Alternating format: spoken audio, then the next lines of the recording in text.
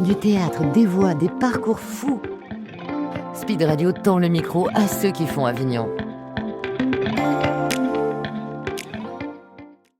Nous sommes en direct du Festival Off d'Avignon et j'ai la chance d'être avec Romain qui joue dans Rimbaud Cavalcade au théâtre de l'Ancre à 10h30 tous les jours, c'est bien ça? C'est bien ça, à 10h30 au théâtre de la Tache d'Ancre. Voilà. Est-ce que tu pourrais nous parler déjà, nous expliquer un peu ce titre de spectacle, s'il te plaît, ce nom? Alors, Rimbaud, comme Arthur Rimbaud le poète, et Cavalcade, parce qu'il était jamais bien là où il était. Il fallait toujours qu'il bouge. Voilà, depuis son adolescence jusqu'à sa mort, il a toujours voulu changer d'endroit. Il avait un précepte en fait qu'il avait écrit dans une de ses lettres à son prof. Il avait dit: moi, je suis pressé de trouver le lieu et la formule. En fait, il voulait tout le temps déménager, tout le temps bouger. Du coup, il a commencé par aller à Paris, par rencontrer Paul Verlaine et à pouvoir se faire connaître un petit peu à Paris. Et ensuite, il est parti en Belgique, et puis après, il est parti à Londres, et puis après, il est parti dans toute l'Europe, et après, il est parti dans le monde entier. Donc, il a vraiment tout le temps quitté les lieux où il était jamais bien là où il était. Et il était surtout très impatient, voilà, impatient d'avoir du succès, impatient de devenir une star de la poésie, ce qu'il voulait en fait. Il avait beaucoup d'ambition, et quand il a vu que ça se faisait pas, il voulait bouger pour aller voir ailleurs ce qui se passait, voilà. Et comme il avait été bercé dès sa plus tendre enfance en fait par les voyages, parce que son père était militaire, notamment dans les pays arabes, donc son père traduisait le Coran, était très érudit au niveau des dialectes arabes. Il le parlait lui aussi, Rimbaud, et il s'amusait à le parler avec son ami Delahaye à l'école. Donc en fait, quand il a eu l'âge de pouvoir partir, il est parti dans les pays notamment arabes, notamment en Abyssinie, ce qu'on appelle aujourd'hui l'Éthiopie. Voilà, il y est resté plus de 10 ans là-bas. Et par contre, là-bas, il n'écrivait plus de poésie. Il a fini d'écrire de la poésie à l'âge de 19 ans. Donc voilà, donc c'est ça qui m'a intrigué en fait avec le poète Arthur Rimbaud. C'est un peu le poète du mystère en fait. C'est un poète, on se demande comment c'est possible de commencer à écrire à 14 ans et de finir à 19 ans et de mettre un point à la ligne terminé. Il ne voulait plus entendre parler de poésie.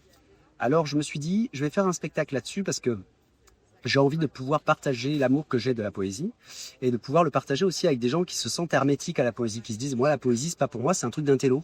Et du coup j'ai pris le personnage de Romuald, qui est le personnage principal de la pièce, qui fait un burn-out dans une entreprise.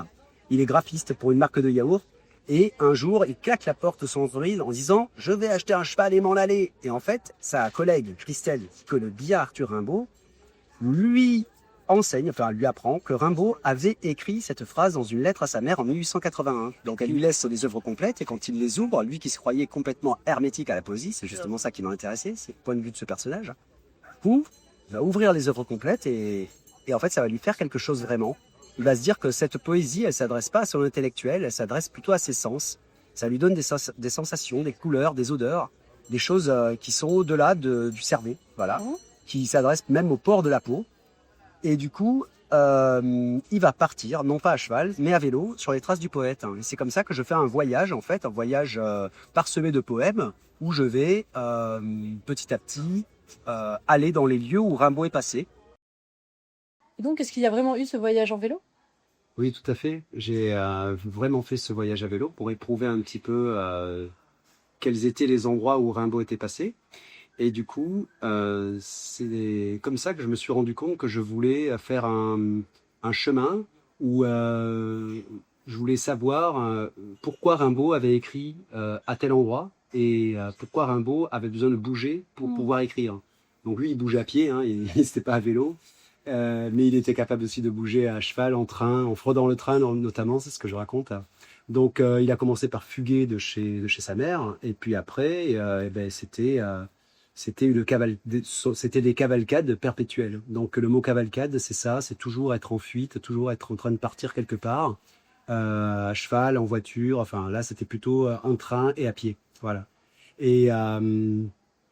Et du coup, je me suis rendu compte que son œuvre a été très liée à sa vie et que pour comprendre son œuvre, il fallait comprendre aussi quelle était sa façon de vivre. Et c'est pour ça que j'ai fait ce spectacle, pour montrer que la poésie, ça peut arriver, ça peut plaire, ça peut aider, ça peut à des gens qui se doutent pas que ça peut leur plaire ou les aider. Parce qu'en fait, on peut se dire parfois que c'est un truc d'intellectuel, etc. Mais c'est vrai qu'avec la poésie de Rimbaud, il y a quand même quelque chose de particulier, de cette poésie qui est très liée aux sensations. Et je voulais montrer ça dans ce spectacle. Donc, du coup, voilà, je me suis servi de ce personnage de Romuald qui est assez proche de moi et qui raconte cette histoire.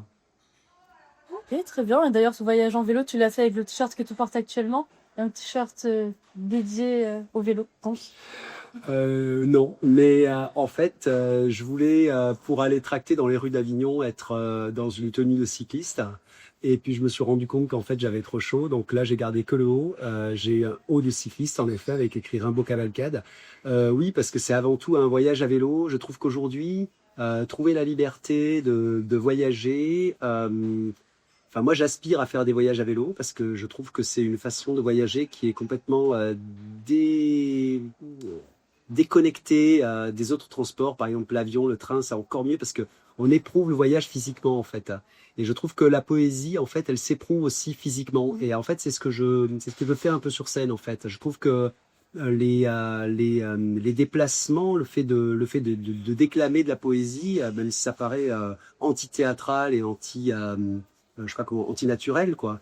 Et ben, en fait, je trouve que il y a quelque chose de physique là-dedans, de dire de la poésie à haute voix, et j'invite les jeunes auditeurs et les auditeurs plus âgés, évidemment, à faire de même chez eux, parce que je trouve que dire de la poésie chez soi à haute voix, c'est quelque chose qui peut nous aider à respirer, nous aider à vivre des sensations, nous aider à, à faire travailler notre imaginaire aussi. Parce qu'aujourd'hui, avec les écrans, là, avec des réseaux, tout ça, on est un peu enfermé parfois et on se dit, il faudrait trouver chez les poètes, hein, ils sont là pour ça, tous d'ailleurs, même ceux qui ont écrit du théâtre,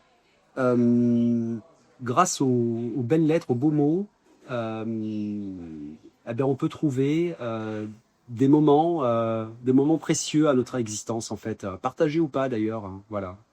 Est-ce que des fois, pour ton texte, ça t'arrive de le réciter à vélo? Oui, bien sûr, ça m'est arrivé puisque j'ai fait le voyage à vélo et j'avais déjà écrit le texte. Donc, je travaillais mon texte, notamment le bateau ivre que je dis dans le spectacle. Évidemment que c'est... je crois que le cyclisme, alors après il y a différents cyclismes, hein, il y a ceux qui font aujourd'hui les Tours de France, je pense pas qu'ils se récitent des poèmes dans la tête, mais quoique, en fait, je pense que le fait de pédaler, de voir des paysages défiler comme ça à échelle humaine, hein, parce que on force en fait pour monter des côtes, pour pédaler, on a des idées qui passent par la tête, on a des choses qui nous passent par la tête, et ces choses-là, parfois, ce sont des choses poétiques. Et en fait, le fait de voir des paysages, de voir des endroits calmes, de voir des endroits, voilà, on s'émerveille en fait. C'est le sens de la vie, c'est le sens de la poésie pour moi. Et tu t'intéresses depuis longtemps, la poésie? Oui, j'avais mis en scène un spectacle qui s'appelle Les Pompières Poétesses. Alors, c'était 4 filles, voilà, c'est toujours 4 filles. Elles sont toujours avec autant de duos possible et elles connaissent 100 poèmes chacune par cœur, ce qui fait que j'ai mis en scène 400 poèmes en 12 ans depuis que je les suis. C'est énorme. Comment elles ont réagi? Eh bien, elles ont réagi que, en fait, c'est un cadeau pour moi et pour elles, parce qu'en fait, c'est formidable d'apprendre des textes, hein, et de les maturer à l'intérieur, de se les répéter, de les mettre en scène. Moi, je les ai mis en scène, je les ai pas appris. Mais comme je les ai mis en scène, après, je les connais et du coup, ça me donne une connaissance un peu plus vaste de la poésie. Donc, grâce aux Pompières Poétesses, j'ai beaucoup connu d'autres poètes et d'autres poétesses. Mais sinon, depuis que j'ai commencé mon école de théâtre, je m'intéresse à la poésie, aux auteurs, en fait, hein, comme en particulier Victor Hugo, qui est le premier auteur que j'ai pu jouer quand j'étais jeune, ou Racine même. Donc voilà, ce sont des vers, ce sont des alexandrins. Ça m'a demandé un travail acharné, de pouvoir dire des alexandrins tout en paraissant naturel, quoi, sur un plateau de théâtre. C'est très compliqué. Et du coup, je voulais retravailler ça parce que mon parcours a fait que j'ai quitté un petit peu les sentiers du classique et je voulais y revenir. Et j'avais envie d'y revenir avec Arthur Rimbaud particulièrement parce que je trouve que c'est le poète de la jeunesse. Et comme je suis en train de vieillir, moi, j'avais envie de rester jeune. Et je trouve qu'avec Rimbaud, il y a quelque chose comme ça. Il y a quelque chose de cette poésie qui a été écrite entre l'âge de 14 et 19 ans et qui est éternellement jeune, quoi, pour toujours. Et quels sont les sujets qui te touchent le plus chez Rimbaud? Alors, beaucoup de choses, notamment la liberté libre, hein, c'est ce qu'il cherchait en fait, et il disait que il voulait faire ce qu'il voulait quand il voulait avoir du succès immédiatement ou pas du tout, donc du coup il s'est lancé des défis en fait. Il a voulu faire ce qu'on appelle le dérèglement, enfin ce qu'il appelait lui le dérèglement de tous les sens, hein, donc se rendre odieux, cynique, monstrueux. Donc, c'est-à-dire que c'était pas quelqu'un de sympa, en fait, Rimbaud. C'était quelqu'un de, qui cultivait quelque chose d'assez horrible, en fait, vers les autres, hein, mais qui, à l'intérieur de lui, devait cultiver l'amour, puisqu'il parle d'amour dans ses poèmes, et que c'est comme quand on dit il est complètement fêlé, mais c'est pour laisser passer la lumière. Enfin, il y a quelque chose de comme ça chez Rimbaud. Il voulait, euh, il voulait savoir ce que c'était, même de commettre un meurtre, mais il l'a pas fait, heureusement. Mais bon, il voulait savoir ce que ça pouvait faire. Donc, en fait, le dérèglement de tous les sens, ça pouvait aller très loin. Il se battait avec Verlaine, c'était pas un amour très constructif, n'est-ce pas? Donc, en fait, c'était ça aussi, ça m'a intéressé. C'est vrai que de vivre l'homosexualité en 1870, hein, ça faisait partie de son programme un petit peu à Rimbaud, de ce dérèglement de tous les sens. Ce que les rockers après ont appelé dans les années 70 le, le peace and love, le rock, voilà, le rock, comment dire, j'ai plus les mots. Donc en fait, c'est tout ça qui m'a intéressé, c'était de liberté, et puis ces choses qu'il cultivait qui étaient un peu, aujourd'hui on dirait malsaines en fait, hein, mais qui étaient des chemins qu'il devait prendre lui pour pouvoir écrire. Voilà. En fait, il avait envie de sortir des sentiers battus, des poèmes parnassiens, on disait à l'époque, c'est-à-dire les poèmes bien rythmés, bien carrés, bien classiques. Et lui, il voulait autre chose, il voulait passer à autre chose, il voulait passer à des choses beaucoup plus symboliques, surréalistes, etc. Donc en fait, il a donné un autre élan à la poésie. Voilà. Il a changé les choses, en fait. Il a changé la poésie. Et c'est ce qu'il te plaît aussi, enfin, chez lui, sa manière de faire, sa liberté, donc comme tu le dis. Et ok, bah, super. Et en tout cas, t'as l'air vraiment d'être passionné quand t'en parles. Même ça se voit dans la lueur de ses yeux. Bon, chose qu'on pouvait pas voir, mais j'espère au moins entendre au son de sa voix. Et ça fait combien de temps, tu sais, que pendant que t'avais ce spectacle? Ça va faire 4 ans que j'ai ce spectacle. Ok. Je dois en être à une centaine de représentations. Et c'est le 3e Avignon qu'on fait. J'étais au Théâtre des Barriques en 2023. L'année dernière, j'étais à la Tâche d'encre. Et cette année, je suis de retour à la Tâche d'encre. Et c'est un horaire qui est du matin. Est-ce qu'il y a des familles qui viennent un petit peu découvrir ta pièce? Alors des familles, pour l'instant, malheureusement, il n'y en a pas beaucoup. Mais il y a surtout des gens qui viennent, ouais, mais c'est dommage que j'ai pas plus de famille parce que en fait c'est un spectacle familial à partir de 10 ans, hein, c'est pas non plus pour les tout jeunes, hein, c'est pas un spectacle jeune public, mais il m'arrive souvent de jouer dans des lycées en fait depuis que je l'ai créé. Donc en le jouant dans des lycées, j'ai bien vu que c'était très intéressant de partager en fait avec des jeunes de l'âge de Rimbaud quand il écrivait Le Bateau ivre en fait de 16 ans quoi. Eh bien ce poète-là, quoi, ces poèmes-là, parce que ce sont des poèmes de fougue, de jeunesse, de liberté, qui sont éternellement adolescents. Mhm.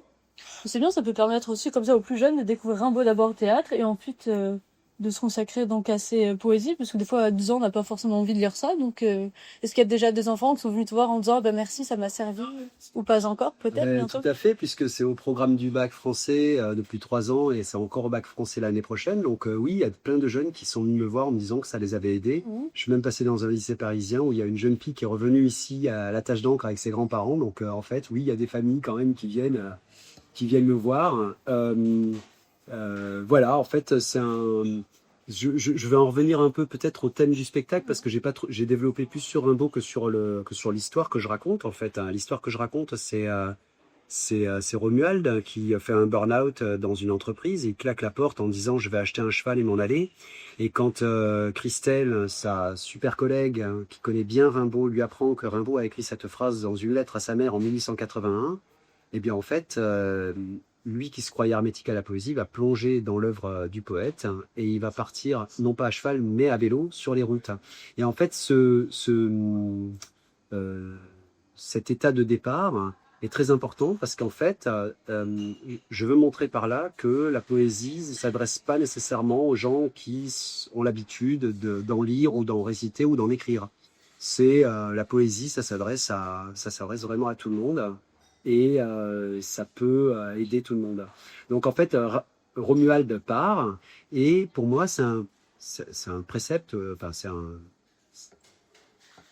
disons que c'est une façon de raconter le passé, évidemment, avec les gens, les personnages principaux de la vie de Rimbaud, c'est-à-dire sa mère Vitalie, c'est-à-dire son prof Georges Isambard, c'est-à-dire son meilleur ami Ernest de La Haye, et puis Verlaine, et puis la femme de Verlaine, Mathilde Verlaine, et puis aussi la mère de Verlaine, et puis plein d'autres personnages comme ça que l'on découvre pendant le spectacle et que je fais parler avec leurs mots.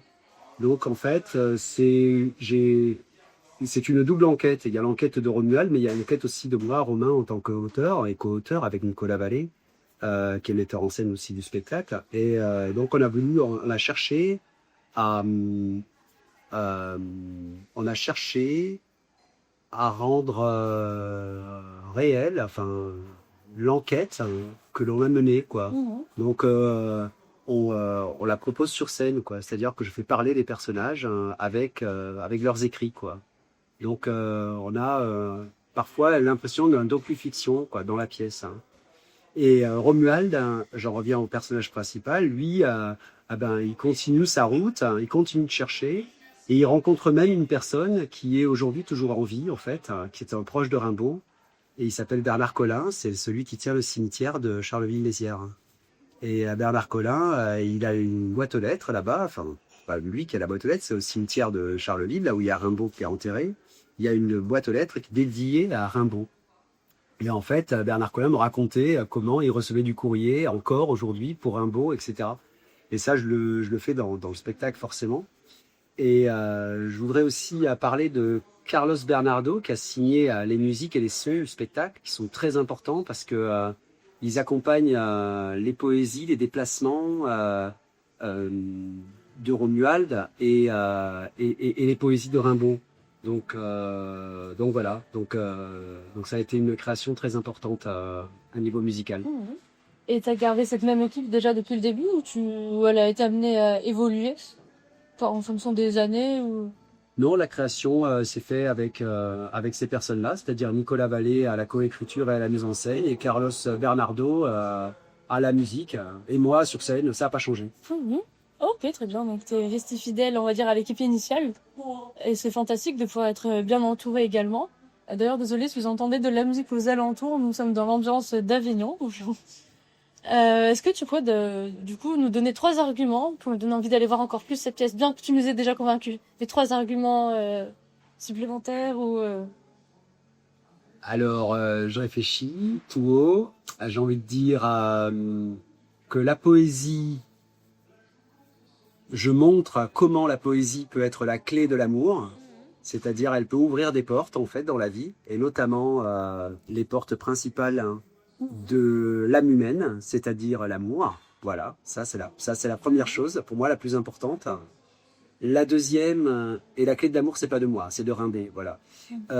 Et la deuxième chose, c'est que ce que je disais, que je répète, que la poésie, ça peut s'adresser à tout un chacun, que tout le monde peut être ému, touché par de la poésie, que les classiques, c'est pas pour rien qu'ils sont toujours aujourd'hui des classiques, voilà. Donc en fait, Rimbaud est très important. C'est un poète qui n'a pas été dépassé, on va dire, dans la mesure où il est le dernier à avoir changé la poésie. Donc ça, c'est le deuxième argument. Et le troisième, c'est que c'est super bien mis en scène et super bien joué. Évidemment, oui. C'est un très bel argument et tu as raison de le mettre en avant. Est-ce qu'il y a un élément sur lequel tu souhaiterais qu'on revienne? Pour toi, tout a été globalement dit, quelque chose à laquelle tu penserais éventuellement? Non, je sais pas. Non? Super. Bah, si t'as l'impression que le Après, il y a principal... plein de surprises en fait dans le spectacle que je ne peux pas dévoiler. Mm. Voilà, il y a un poème en particulier dont on parle beaucoup dans le spectacle et qui finit par être dit. Il s'agit du bateau ivre, voilà.